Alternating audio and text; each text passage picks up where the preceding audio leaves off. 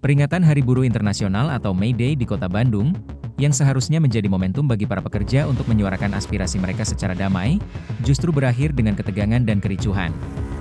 Pada Jumat malam, 1 Mei 2026, suasana di salah satu sudut strategis pusat kota berubah menjadi mencekam. Kericuhan ini pecah tepat di kawasan Simpang Taman Sari. Berdasarkan laporan dari lapangan, aksi unjuk rasa yang berlangsung sejak siang hari mulai memanas saat memasuki waktu malam.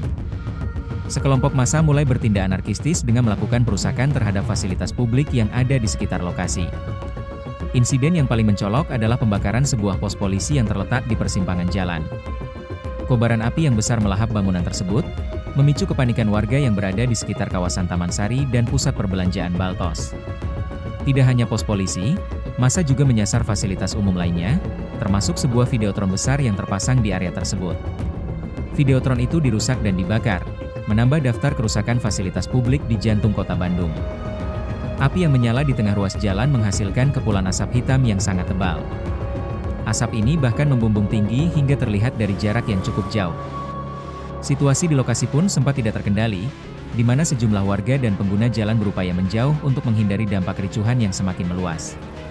Akibat peristiwa ini, arus kendaraan dari berbagai arah di pusat kota mengalami gangguan parah.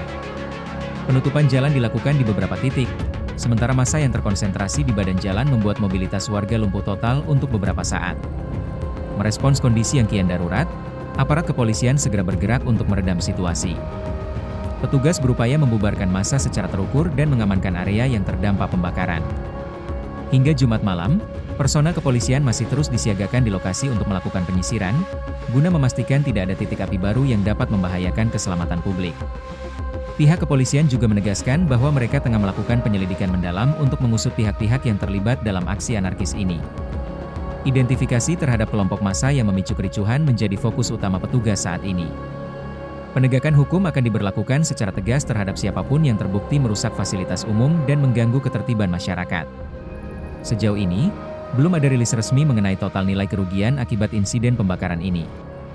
Namun, kerusakan yang dialami fasilitas publik diperkirakan cukup signifikan mengingat lokasi kejadian berada di titik vital kegiatan ekonomi dan transportasi masyarakat Bandung.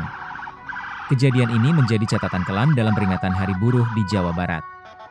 Padahal, aparat sebelumnya telah mengimbau masyarakat agar dalam menyampaikan pendapat di muka umum tetap menjaga ketertiban dan tidak mudah terprovokasi oleh pihak-pihak yang ingin memicu kekacauan. Kini, fokus utama pemerintah kota dan pihak kepolisian adalah memulihkan kondisi di kawasan Taman Sari agar kembali kondusif, sembari terus memantau pergerakan massa untuk mencegah terjadinya aksi susulan di kemudian hari.